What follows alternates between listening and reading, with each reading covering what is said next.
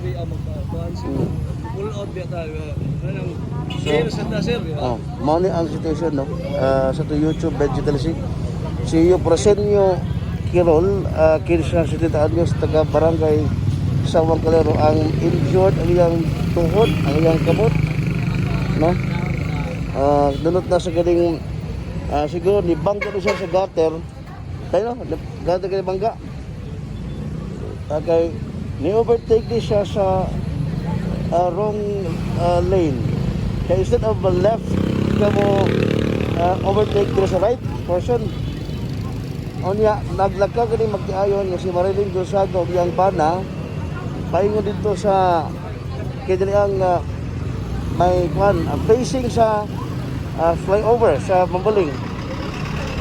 Kabanday nga nabanggaan ni Prosenyo Kirol kining babae no sa ang naigo sa Malabela. Okay, tumba na si Marilyn Gonzaga. Tapos ganyan po sa tatay na injured po no? Mga kasapero. So, together sa mga medical personnel sa kining ambyo, kining maong driver sa motorcycle, mga kasapero. Anya aga to si Marilyn Gonzaga ipasagay po ta sa ambyo siguro ata. Dili na nahitabo sa may Dancy Padilla, barangay habig dali sa barangay Mambaling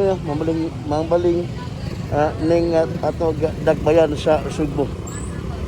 Sisir karon medyo no di pagkuan traffic gamay. Awag lang sa ato mga kaisunan nga panahon sa kaning traffic o kada panahon sa pag-overtake dili ayaw pag-overtake sa mali nga daan. Must be mo overtake ka sa insakto gid nga lane, mga kasapero. Salamat mga gabi.